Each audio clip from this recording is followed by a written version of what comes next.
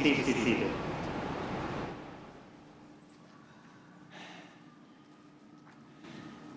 As Dean of the Divinity School, it's my joyful task, on behalf of the entire community of the school, to welcome you in person, graduates, family members, friends, and current students, to this special graduation ceremony held in conjunction with the 534th convocation of the University of Chicago.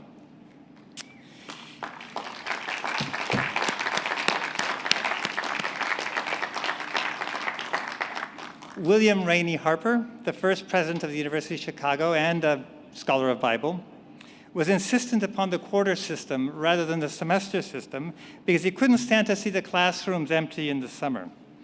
And until recently, the Chicago practice was to have a convocation at the end of every quarter, 4 graduations per year, conferring degrees upon students from all divisions and schools. As a consequence, we're now at the 534th convocation, which makes us sound as old as Paris, Bologna, Salamanca, Oxford. We're not quite that old, but we do have traditions that we hold dear. And one of our dearest is this ceremony we hold to honor our graduates and to celebrate their well-earned, their hard-earned accomplishments. Of course, this year our ceremony is unlike most of our previous ones in that this is our first ever hybrid ceremony. We're all at the Divinity School scholars of ritual, and we know the importance of presence in marking together the most meaningful moments of our lives, even socially distanced presence. And so we're delighted to see you here together and to welcome the graduates and families that are joining us virtually in this auspicious hour. It's now my pleasure to introduce my colleague, Dean of Students Anita Lumpkin, who will add her own words of greeting.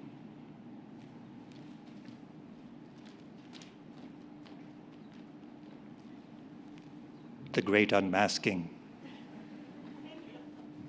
Thank you, Dean Nirenberg, and welcome to our graduates, your families, friends, and loved ones on this very special day. I join the Dean and all of the Divinity School community and the many people who have supported you on your journey and celebrating with you as we together mark this major milestone in your life. You each have worked so hard and diligently to arrive at this day, and we are all so proud of your accomplishments.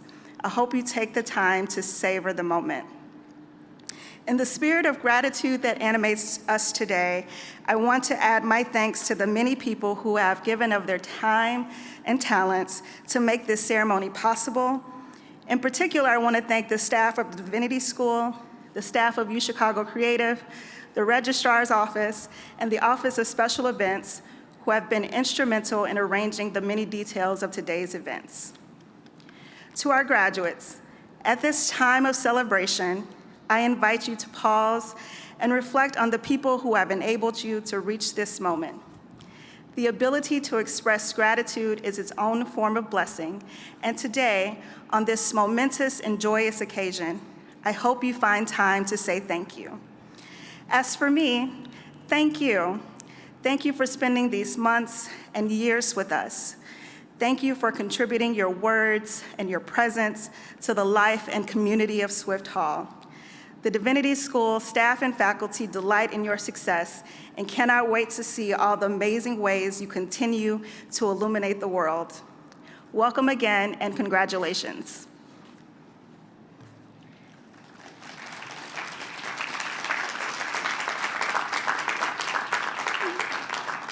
The Divinity School has been the graduate professional school for the academic study of religion at the University of Chicago since its founding in 1891.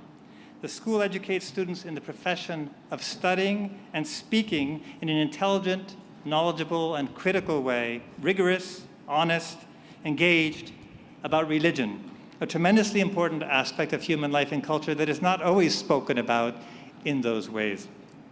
Swift Hall, now assisted by Zoom, is host to a conversation from the widest possible range of perspectives and interests in the study of religion's many manifestations, both past and present, all set within the University of Chicago with its defining values of critical thinking and advancement of knowledge so that human life may flourish. Each of our graduates has contributed to that flourishing. We shall now proceed to honor the graduates of our 3 master's degree programs. We now recognize the achievement of the AMRS graduates who have been awarded the degree of Master of Arts in Religious Studies by the Board of Trustees of the university. Will the AMRS graduates please stand? I invite you to process.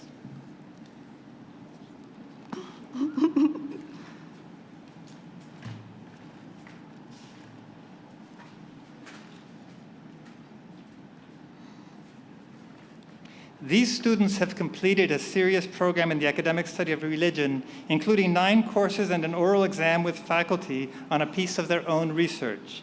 They've acquired foundational knowledge in the study of religion. In recognition of this accomplishment, you will receive the lapel pin of the University of Chicago Divinity School, now your alma mater. Archie Daniel Azizi. Sarah Tate Chambers. Dylan Thomas Cook.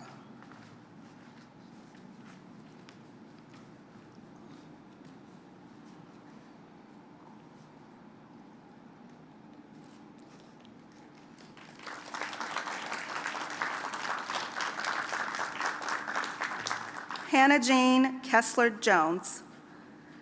Dala Muhammad.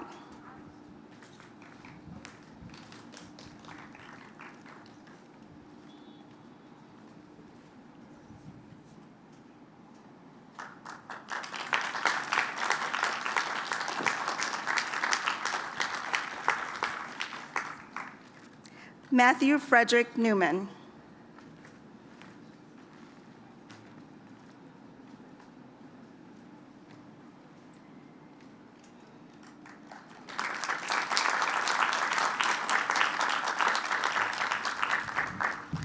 Adrian Joyce Brents.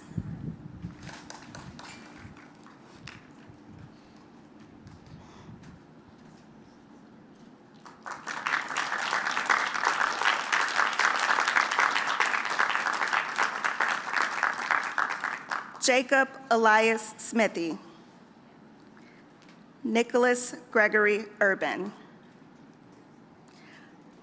Please join me in congratulating the Master of Arts in Religious Studies graduates of the Divinity School.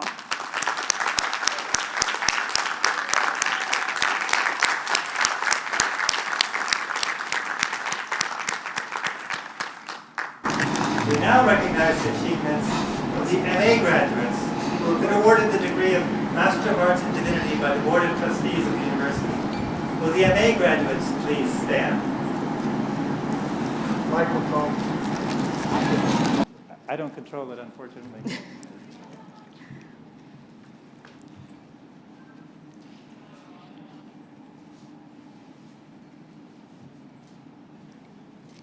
These students have completed a 2-year course of study, introducing them to the substance and methods of academic inquiry into the subject of religion in its multiple manifestations.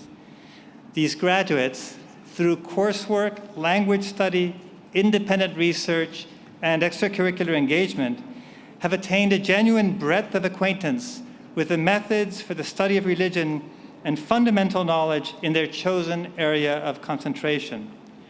In recognition of this achievement, you will receive the lapel pin of the University of Chicago Divinity School, now your alma mater. Sinishi Akeda. Ala Ahmed Alagbri. Naveed Amory. Yassine Christian Anderson.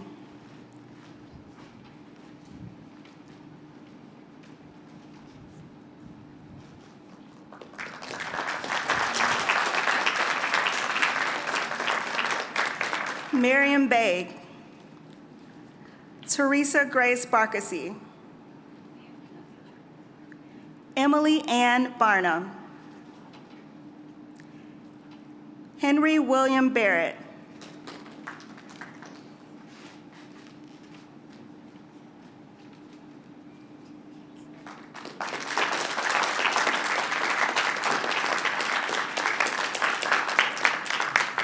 Michael Edwin Bentley.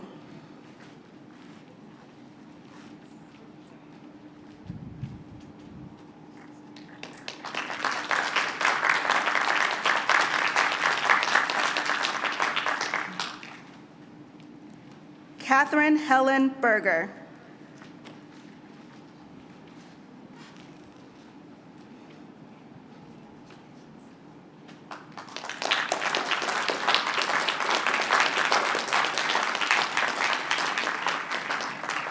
Bridget Nail Boyd.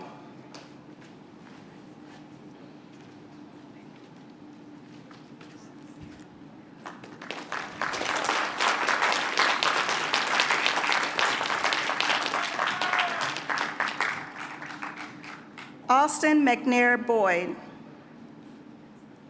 Henry Pearson Brefka. Yitzhak Bronstein.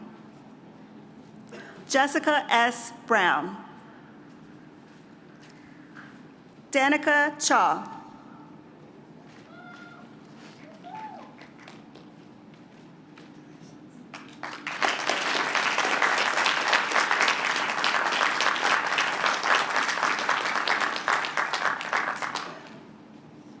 Ian Edward Caveney.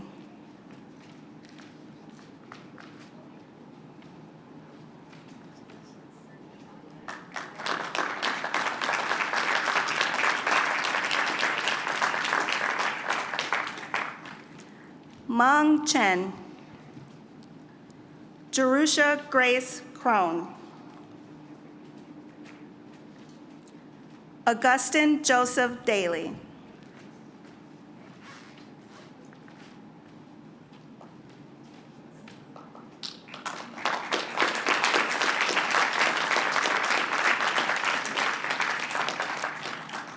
Bailey Teresa Deneen.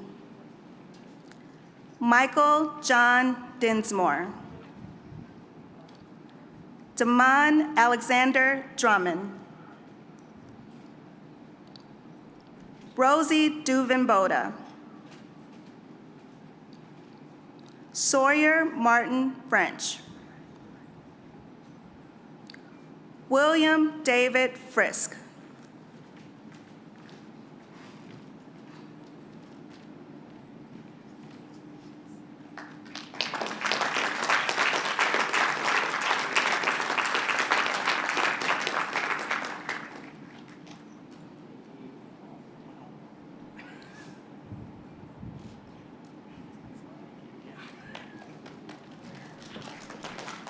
Samra Rose Gurma.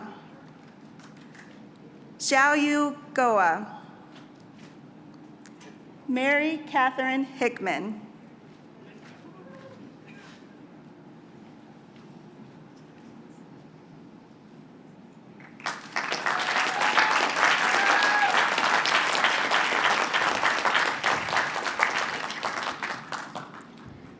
Jacob Kent Hoskins. Mohammed Bashir Imadi.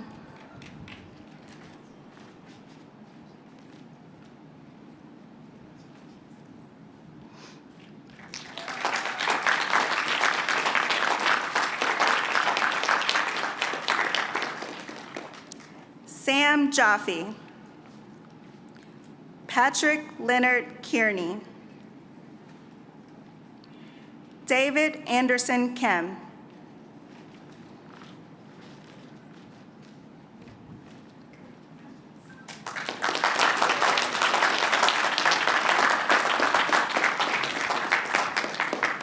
Andrea Leo.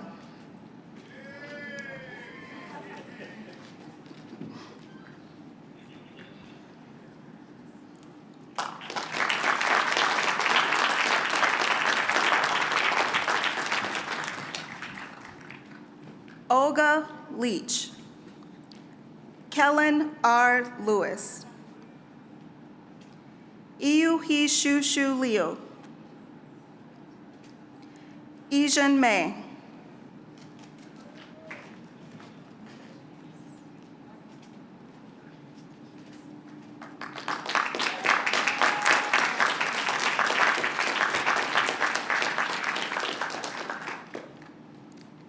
Sierra Maria Mazaros. Jared Joseph Montag.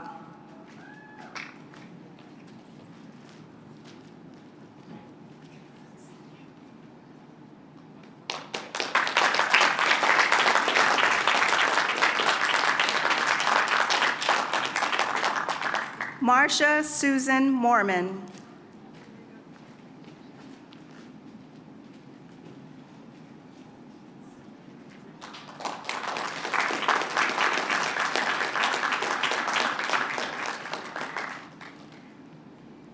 Megan Elizabeth Bjorkern.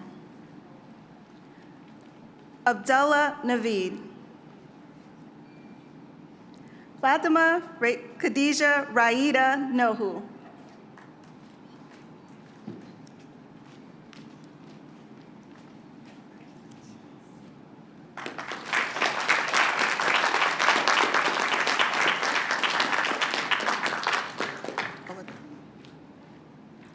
Adam Oladile Kossi. Amelia Rose Parker. Sunny Patel.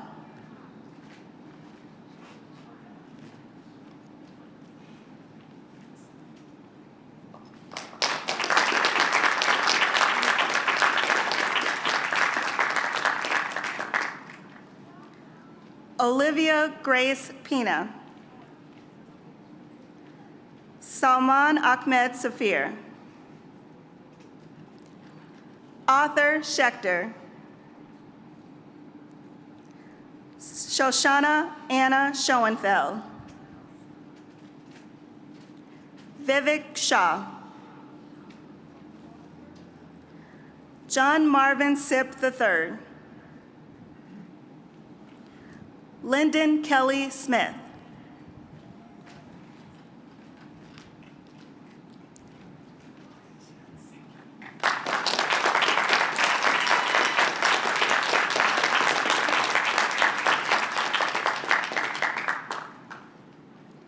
Paige Elizabeth Spencer.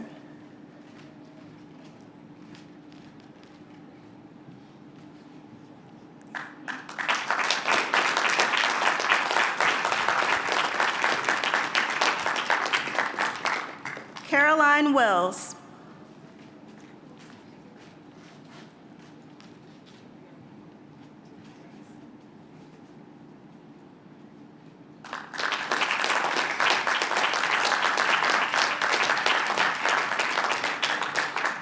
Wenshu Jha.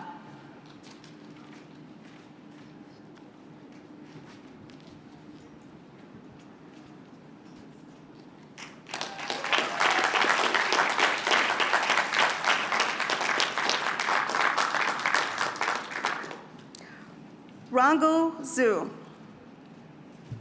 Taylor Reed Zinnerman. Please join me in congratulating the Masters of Arts in Divinity graduates of the Divinity School.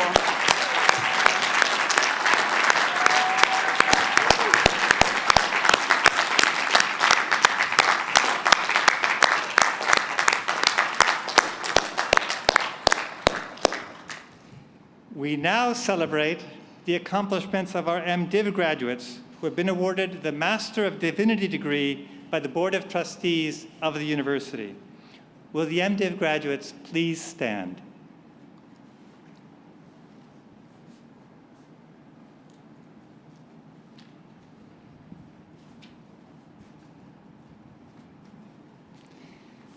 These students have completed a demanding course of study toward professional competence in public religious leadership, including coursework across the Divinity School and the university, dedicated courses in the significance of religious experience, community, and discourse, attention to practice in the arts of ministry, and 2 attendant engagements in field education, and a senior ministry project and public presentation thereof that represents original research in the arts of ministry.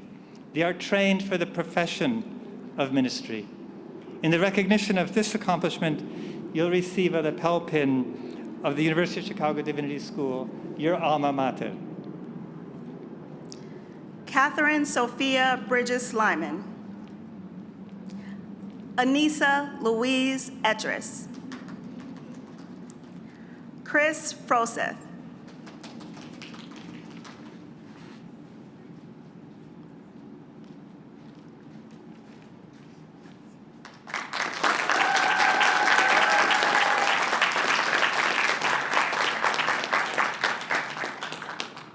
Yin Shuen Aaron Hu.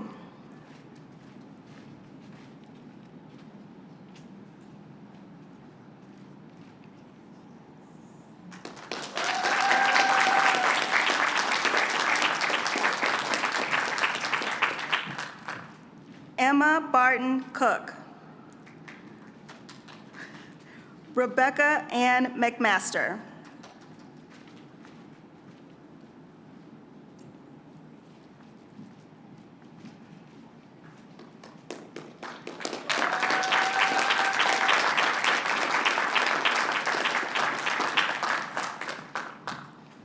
Anita Marie Madali. Alexander Ryan Peltz. Eric Randall. Dina Rahab. Rita Rodriguez.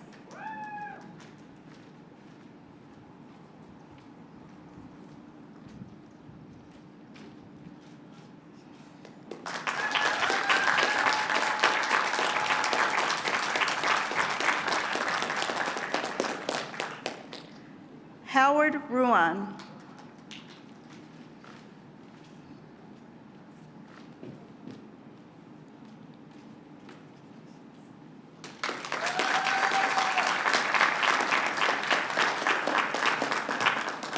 Aris Nasser Salim.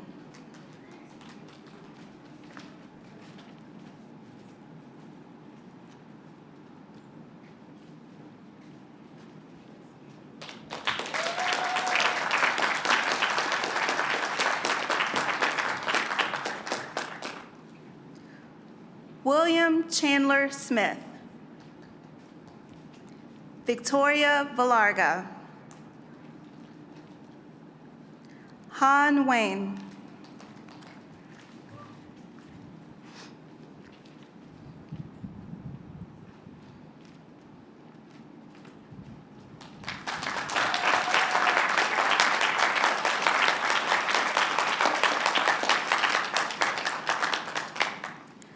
Li Shen Zing.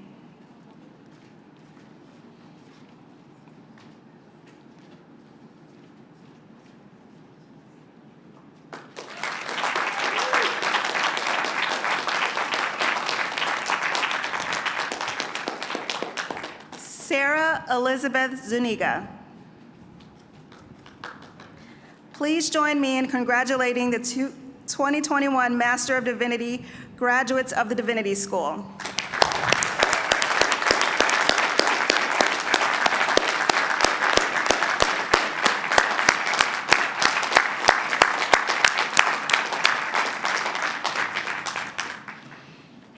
It's now my great pleasure, and it will be your great pleasure too, to introduce my colleague Alireza Doustar to deliver remarks. Professor Doustar is assistant professor about to be associate professor of Islamic studies and the anthropology of religion in the Divinity School. His work examines religious reason and its entanglements with science and the state. His primary focus is on Shi'i Islam, which he approaches as a dynamic tradition shaped in dialogue with other religious and secular formations. As a West Asia specialist, he's conducted most of his ethnographic and archival investigations in Iran, but he situates the phenomena he studies in relation to global circulations that take his research far beyond Iran's national borders. His first book, The Iranian Metaphysicals, Explorations in Science, Islam, and the Uncanny, received the 2018 Albert Hourani Book Award from the Middle East Studies Association and the Vincent Sutlive Book Prize from the Anthropology Department of William & Mary. His next book is a study of the theology of Satan in Iran since the Islamic Revolution. Professor Doustar.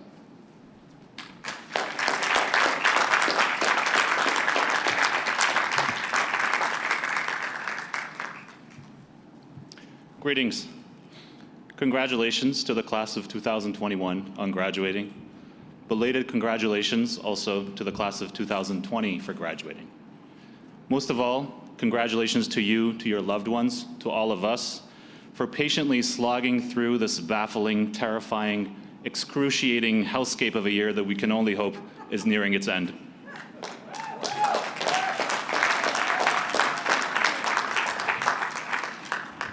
What's the use of studying religion in a time like ours? A time not just of pandemics, but also catastrophic climate change, political turmoil, repression, injustice, and other evils. I often wonder this as someone who left seemingly more practical jobs in engineering and journalism years ago for the academic life.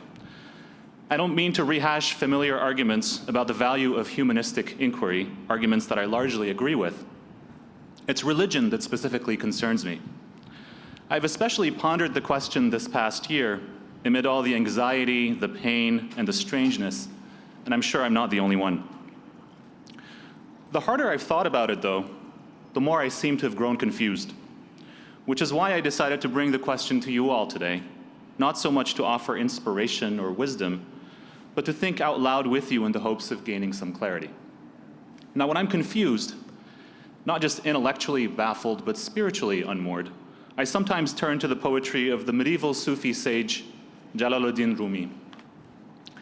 You may know that the Rumi familiar to those who read his work in the original Persian is very different from the Rumi famously described as, quote, the best-selling poet in the United States.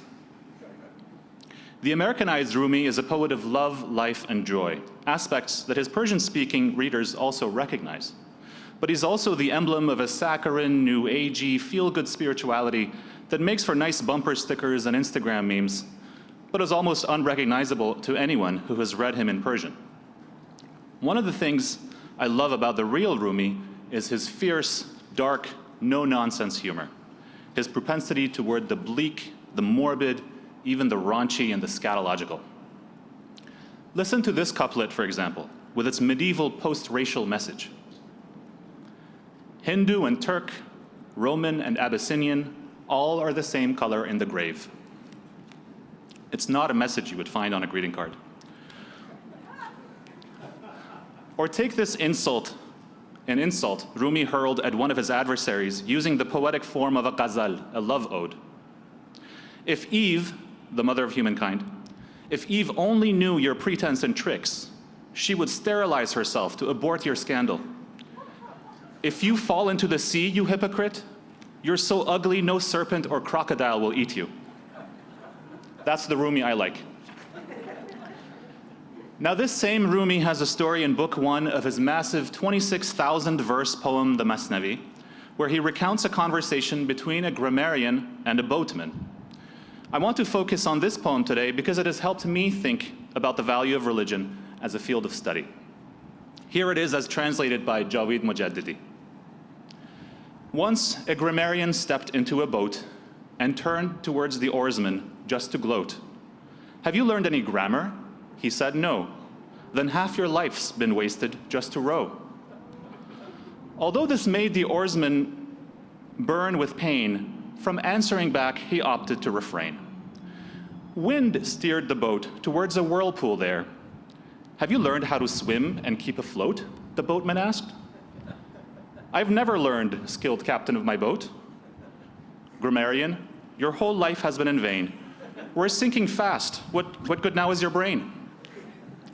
Okay, if we stop here, we might be tempted by a surface-level interpretation of the story. Abstract theoretical knowledge is useless, practical skill is good. Practical knowledge can save lives, theoretical knowledge is a waste of life. The grammarian in the story can stand for any scholar, including a scholar of religion. So do we interpret the poem as saying that we're all better off learning to swim than getting advanced degrees in the study of religion? Rumi's message is not so simple. Let's keep reading. Grammarian, your whole life has been in vain. We're sinking fast. What good now is your brain? Not grammar, but effacement's needed here. If self-effaced, dive in and have no fear. While corpses can float on a stormy sea, how can the living find security? When you have died to human qualities, you'll be born by the sea of mysteries. He who called others donkeys pays the price. He's now left skidding like an ass on ice.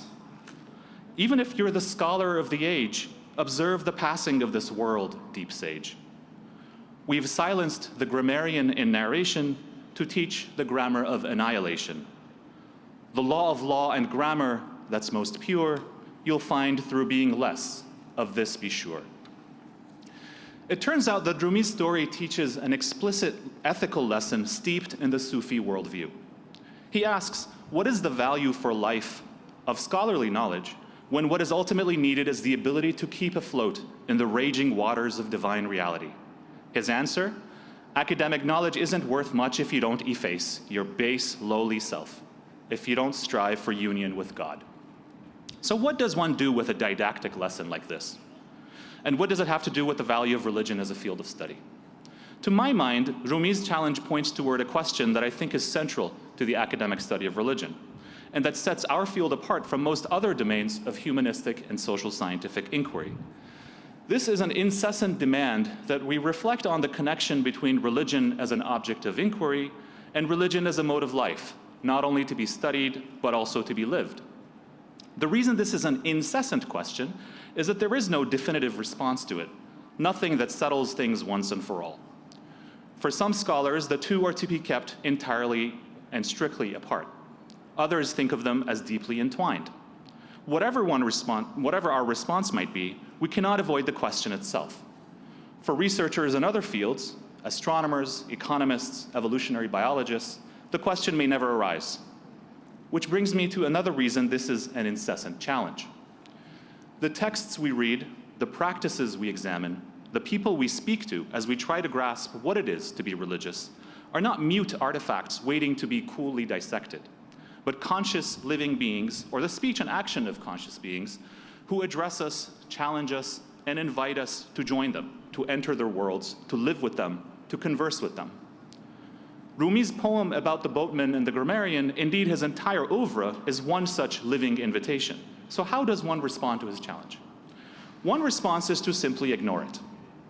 This is indeed the path taken by most scholars who study Rumi's poetry as an object of historical and literary interest.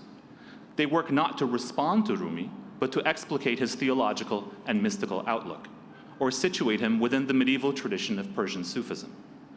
We don't know if they take up Rumi's challenge in their private spiritual lives, but certainly it's conceivable that they ignore Rumi there too. And clearly there's nothing wrong with this approach. It is the basis of some very excellent scholarship.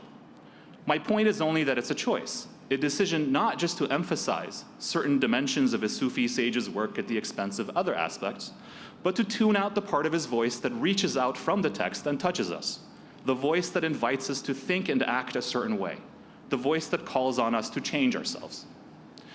A second possible response is the one Rumi himself preferred.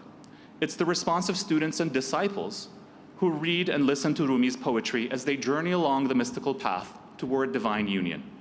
Whether or not you're a scholar of religion in the Western academic tradition, it's possible to read Rumi and respond to his invitation with a wholehearted yes, to dive into the mystical ocean with him and surf the waves. The third possibility is the one I want to focus on.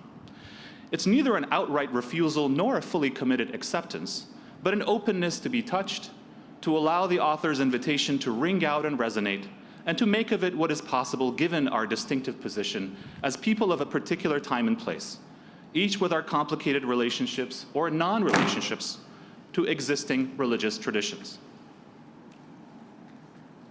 It's the ghost of Rumi right there.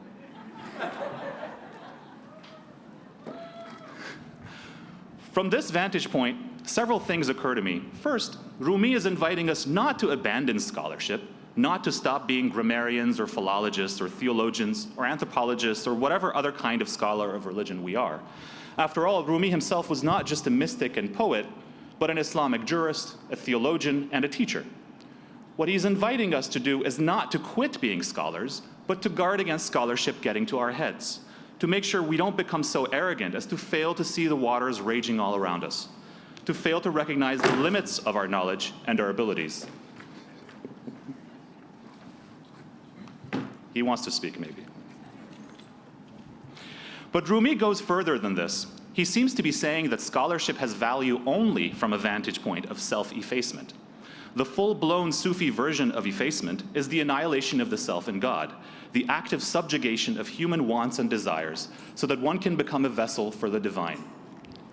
But if Rumi's invitation is to be heard by anyone but the most committed Sufi, perhaps we need to think of his challenge as a demand that we inspect ourselves and ask if what we do and think has any end other than self-indulgence, self-enlargement, self-aggrandizement? Are we animated merely by our own trifling wants, or do we let something greater than us lift us up, suffuse our work, illuminate us, and thereby give light to the world? For my part, I'm grateful to Rumi for posing this challenge because it has made me see something in our own community, at our own divinity school, among all of you, that I might have otherwise taken for granted. True, you have all been pursuing impressive, innovative scholarship this past year, and for years before that. And for this, you deserve all the congratulations, the honor, and the celebrations. But those of you I know, and I'm sure many of you I don't know, have also been caring for the sick, cooking for the hungry, lending help to the needy, making masks, distributing masks. You've been standing up for justice, raising bail money for the imprisoned, fighting against racism, struggling against structural violence and apartheid. In all these ways, you've allowed something greater than book learning infuse your beings, whether that's compassion, imagination, courage, spirit, justice, or love. And through this work, you've elevated your learning and helped raise up all of us as a community. So what does all this say about Rumi and the value of academic study of religion?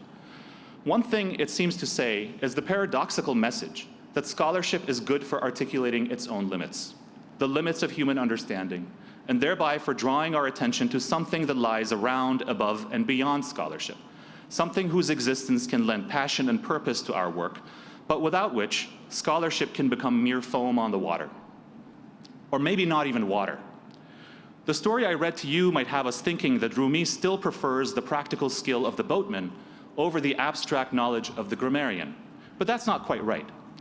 What he wants to say is that both knowledge and skill are pathetic and useless if they're limited by the confines of our petty wants and our narrow perspectives.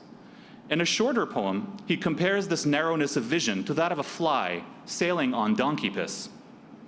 I'll leave you with the poem, and again, my congratulations. A fly in donkey's piss, perched on a straw, just like a boatman gazing at the shore, said, "Straw and piss are my boat and sea. I've contemplated this fact recently. I'm in the sea, the captain of my boat, following maps and methods learned by rote. In piss, it would steer its straw-made raft, as if in boundless seas, for it was daft. It thought a single drop could stretch so far, unable to observe things as they are. Its world stretched out as far as it could view. Small eyes count as a sea, a drop or two. Narrow interpreters are like this fly. With straw and piss, they all falsify. If you stop reading from your own small view, the phoenix will grant kingdoms then to you. Still, those who've worked this out aren't really flies. Spirits don't correspond to body size." Thank you.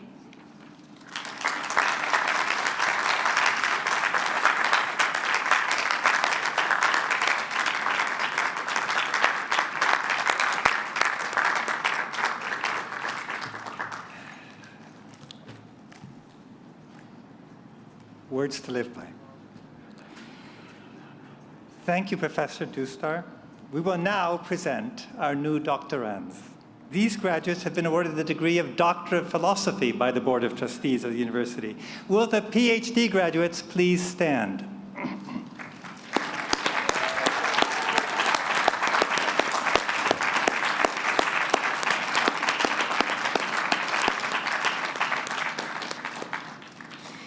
These doctorands have completed a rigorous course of study in one of 11 areas of specialization in the Divinity School, including extensive coursework, examination in languages both ancient and modern, comprehensive written and oral qualifying examinations, pedagogical training with associated teaching assignments, and the research and writing of a dissertation that has been approved by a faculty committee in their field of study.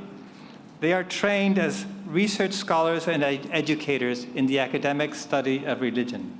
These doctorands have not only pursued, but they have also captured scientia, knowledge.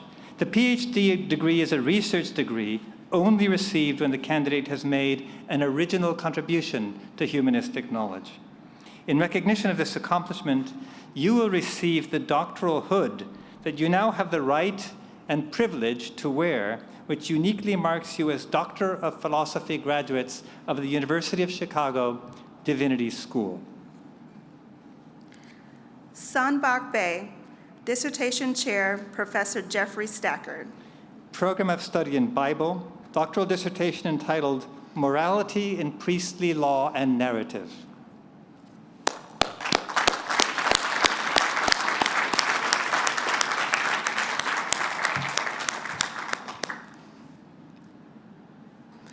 Bevan Brittany Blaber, Dissertation Chair, Professor Sarah Hammerschlag. Program of Study in Philosophy of Religions, doctoral dissertation entitled Under the Influence of Writing, Maurice Blanchot's Interwar Journalism.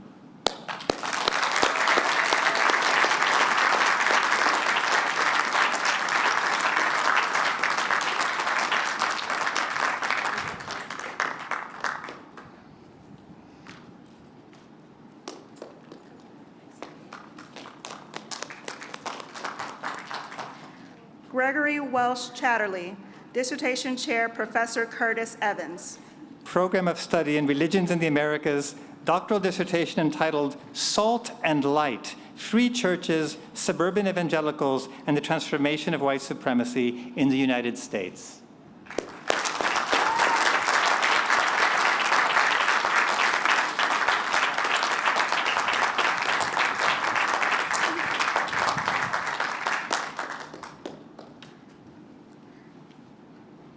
Seema Chauhan, Dissertation Chair, Professor Wendy Doniger. Program of Study in History of Religions, doctoral dissertation entitled Misunderstanding Hinduism, Representations of Hinduism in Jaina Puranas.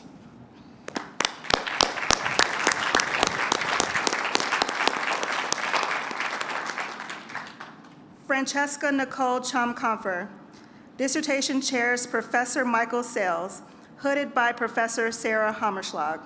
Program of Study in Islamic Studies, doctoral dissertation entitled Islamic Modernity, Lyric Ambiguity, Muhammad Iqbal and the Ghazal.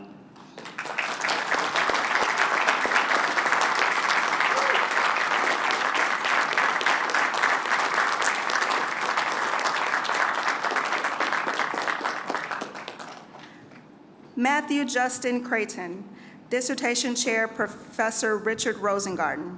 Program of Study in Religion, Literature, and Visual Culture, doctoral dissertation entitled The Hidden Father and the Problem of Generations in Luther, Freud, and Kafka.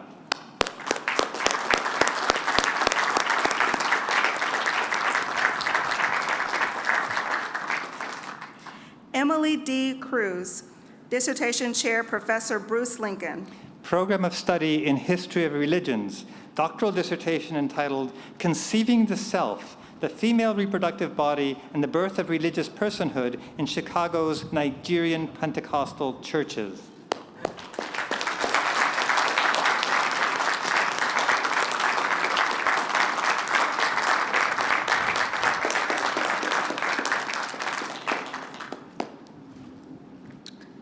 Marshall Allen Cunningham, Dissertation Chair, Professor Simeon Chevelle. Program of Study in Bible, doctoral dissertation entitled Reconstructing Judeanness, Homeland, Diaspora, and the Construction of Judean Identity in the 6th and 5th centuries BCE.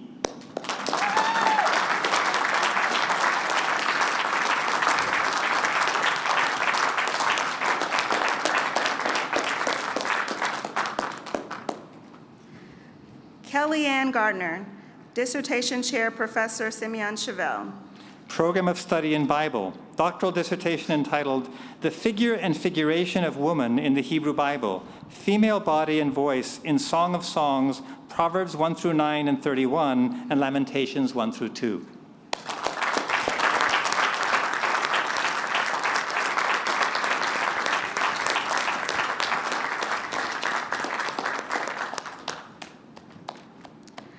Robert Fargo Greenlee II, Dissertation Chair, Professor James Kettler, hooded by Professor Dan Arnold.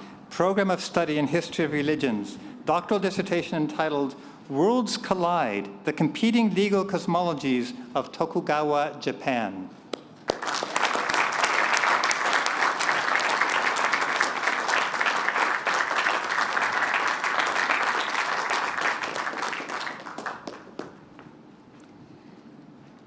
David Curtis Gregg, Dissertation Chair, Professor Richard Rosengarten.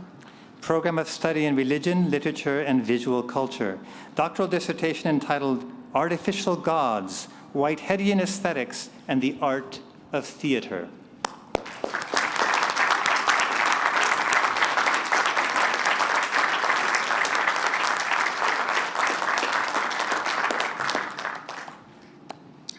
Maureen Kelly, Dissertation Chairs, Professor Arnold Davidson and Sarah Hammerschlag. Program of Study in Religion, Literature, and Visual Culture. Doctoral dissertation entitled Confessions, Confessions, Reading Augustine and Rousseau After Foucault.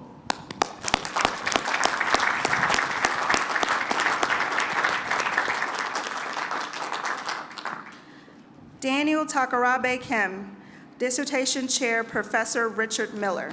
Program of Study in Religious Ethics. Doctoral dissertation entitled Modern Medicine and the Hermeneutical Self, Meaning, Ethics, and Identity.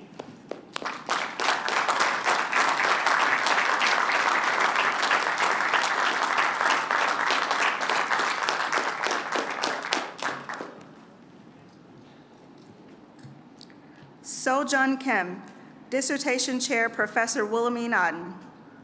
Program of Study in Theology. Doctoral dissertation entitled A Spirituality of Becoming, Exploring Christian Vernacular Mysticism via Feminist Theological Anthropology and Everyday Language Use.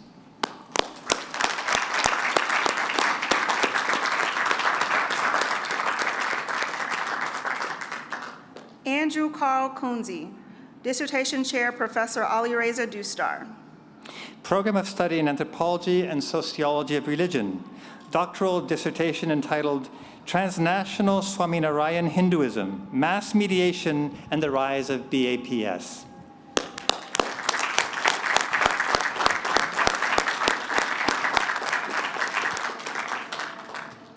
Mark Michael Lambert, Dissertation Chair, Professor Wilhelmine Otten.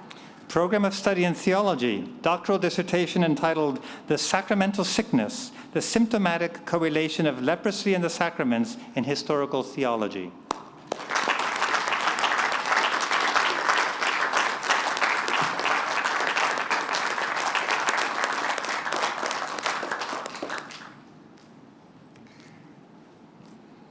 David Gregory Lattimore, Dissertation Chair, Professor Dwight Hopkins.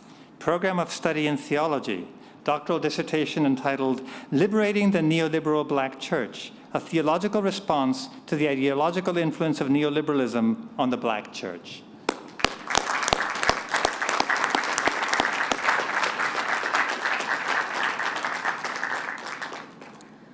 Dove Lerner, Dissertation Chair, Professor Michael Fishbane, hooded by Professor Richard Rosengarten. Program of Study in History of Judaism, doctoral dissertation entitled Dark Matter, Malbim's Exegetical Pedagogy.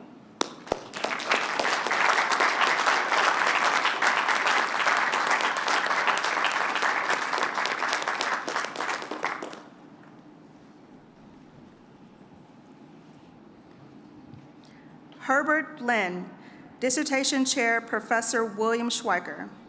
Program of Study in Theology, doctoral dissertation entitled Christ Among Strangers, the Hidden Witness and the Way of the Cross.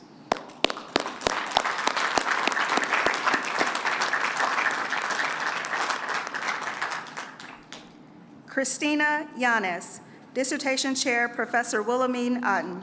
Program of Study in History of Christianity, doctoral dissertation entitled The Darkness in Christ's Eyes, the Incarnational Theology of Divine Union in Angela Afoligno's Memorial.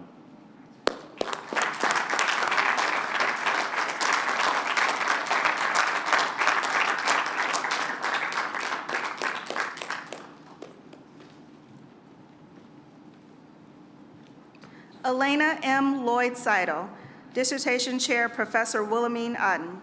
Program of Study in Theology, doctoral dissertation entitled Toxic Whiteness, Imprints on Theological Method.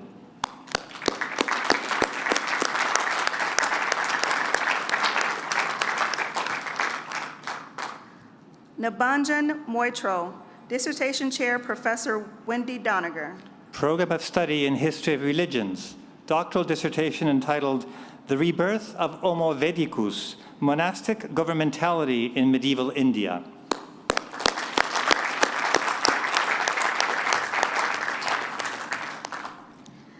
Yiftach Hofek, Dissertation Chair, Professor Paul Mendes-Floor. Program of Study in the History of Judaism, doctoral dissertation entitled The New Jew of Zionist Historiography, the Social Vision and Historical Imagination of Yitzhak Ber, Gershom Scholem, and Yehezkel Kaufman.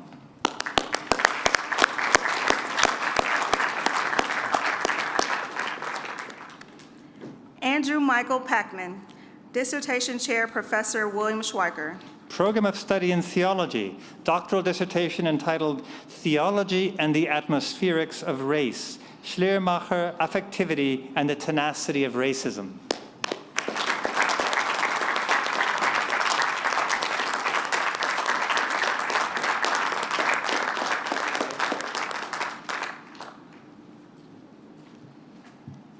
Elizabeth Ann Rogers Sartell, Dissertation Chair, Professor Michael Sells, hooded by Professor James Robinson. Program of Study in Islamic Studies, doctoral dissertation entitled Mystical Philosophy, Ibn al-Arabi's Letrist Cosmogony.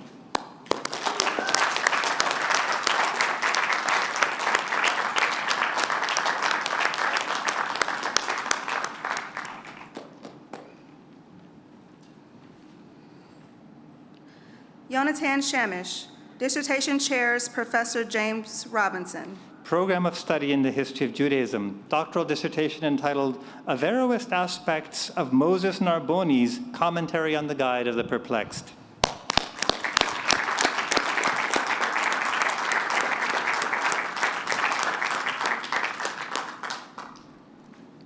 Christine Rebecca Trotter, Dissertation Chair, Professor Margaret M. Mitchell. Program of Study in Bible, doctoral dissertation entitled Hellenistic Jews and Consolatory Rhetoric, 4 case studies from 2 Maccabees to the letter to the Hebrews.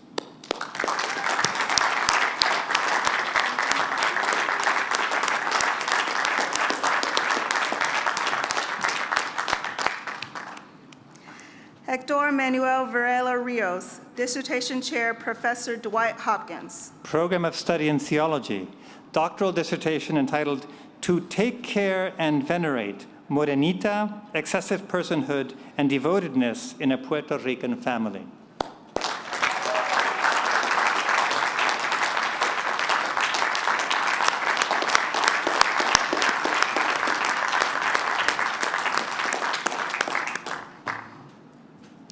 Ori Werdiger, Dissertation Chairs, Professors Arnold Davidson and Paul Mendes-Floor. Program of Study in History of Judaism, doctoral dissertation entitled A Radical Epistemology of Judaism, Knowledge and History in the Post-War Thought of Jacob Gordon and Leon Ashkenazi.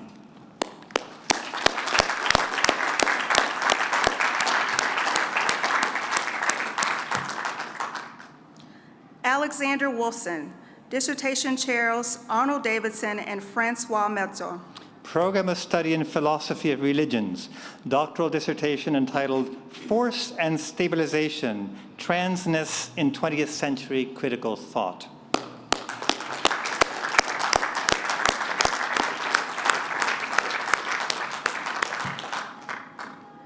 Richard Aaron Zaleski, Dissertation Chair, Professor Margaret M. Mitchell.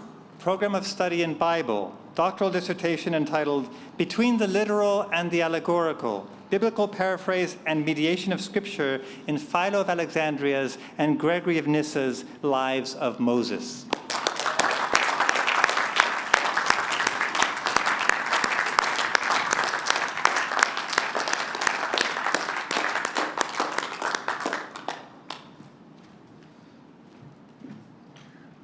Raul Eduardo Zagara Medina, Dissertations Chairs, Professor Hans Joas and William Schweiker, hooded by Professor William Schweiker.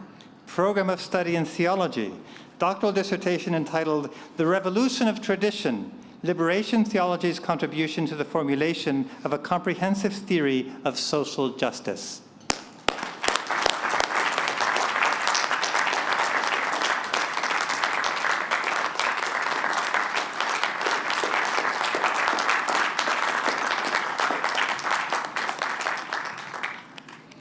Please join me in congratulating the doctoral graduates of the Divinity School.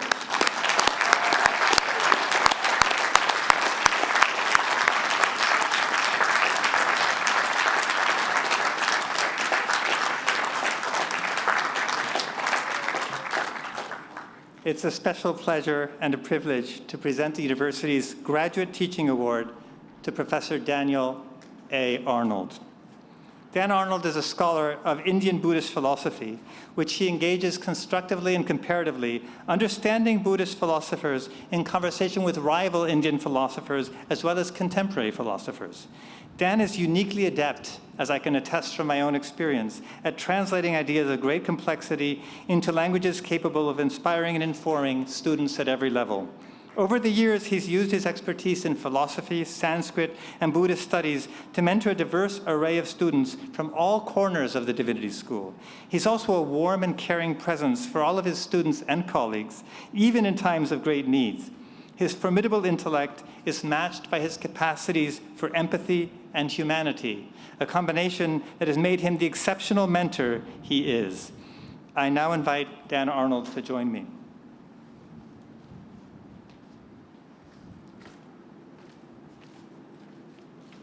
It's my pleasure to present this award. I'm going to give it to you. And say, it's my pleasure to present this award. The citation on the award reads, Daniel A. Arnold's remarkable ability to explicate complex ideas and thought systems in accessible language, as well as his empathy and kindness, make him a deeply valued teacher and mentor to a diverse body of graduate students in the Divinity School. It's a very formulaic way of expressing great appreciation from all of us. Congratulations, Professor Arnold, on this well-deserved honor.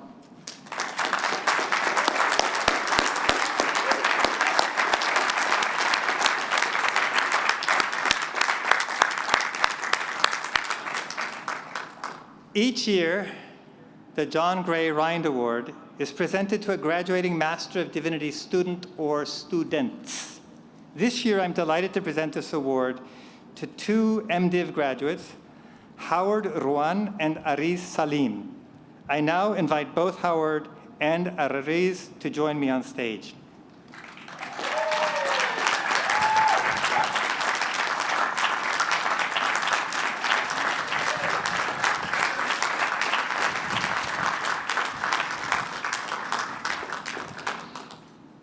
The Rind Award was established by university trustee and Divinity School visiting committee member James Rind in honor of his father, a pastor and a teacher. The Rind Award is presented to, and I now quote from the citation, an advanced Master of Divinity student whose excellence in academic and professional training gives notable promise to significant contribution in the areas of religious leadership, scholarship, and public service. Howard and Ariz, congratulations on your accomplishments to date. We're eager to see all that you will accomplish in the world to come. Not in the world to come, in the years to come. Howard, this is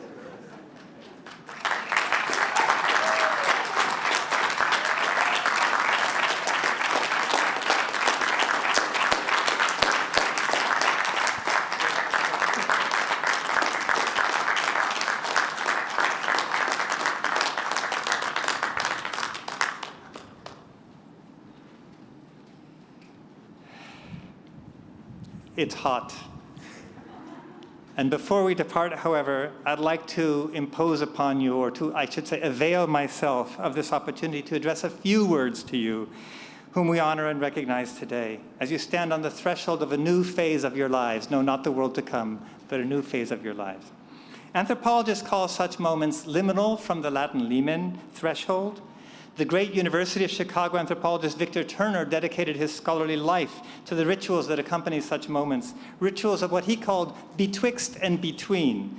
So our ceremony today is such a highly formal performance, marked by ceremonial entrance into and exit from a quasi-sacred space, a repetition of ritual formulas, and of course, the wearing of liturgical vestments.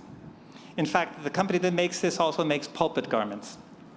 Those vestments, indeed many aspects of this ritual, have roots stretching down into the Middle Ages. Your gowns, hoods, caps, tassels, and titles all have accumulated meaning over the centuries. Some of that meaning you've already heard expressed in the formula invoked over each of you today by the President, welcoming you to membership in the ancient and honorable company of scholars.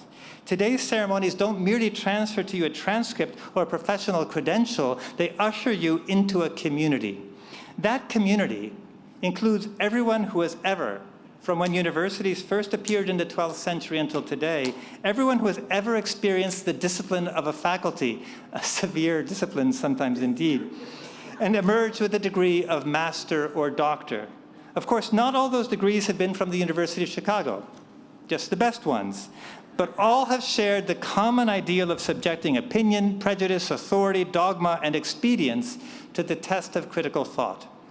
As you know, that test is not an easy one. The ancient Greeks used to say that one must suffer into learning, pathein, mathein, it rhymes in Greek. Many resources, material, intellectual, and emotional, are required to join this honorable company.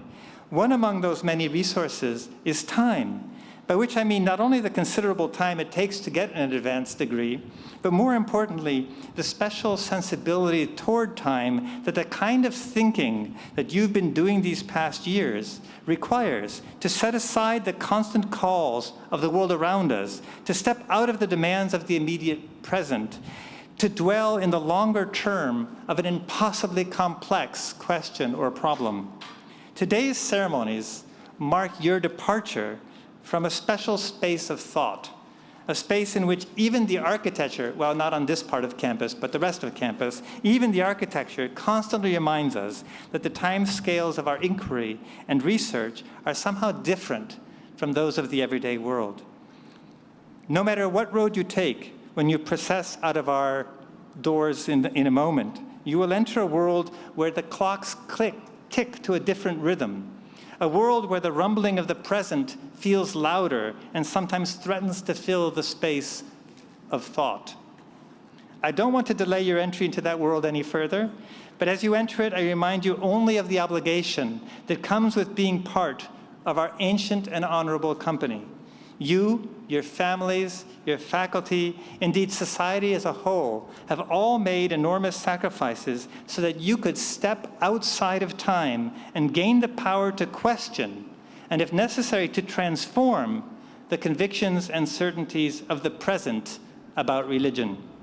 As you step out of today's ritual and back into the flow of worldly time, wearing your medieval gowns, mortarboards, and hoods, your obligation is never to forget that power and to use it whenever and wherever the world needs it most. As for me, it's not an obligation, but rather an honor, a privilege, and a joy to thank you for having chosen to join with us in our community of inquiry, to congratulate you on behalf of the Divinity School and the University of Chicago, and to release you back into a world that awaits and desperately needs you. Thank you, congratulations, and good luck.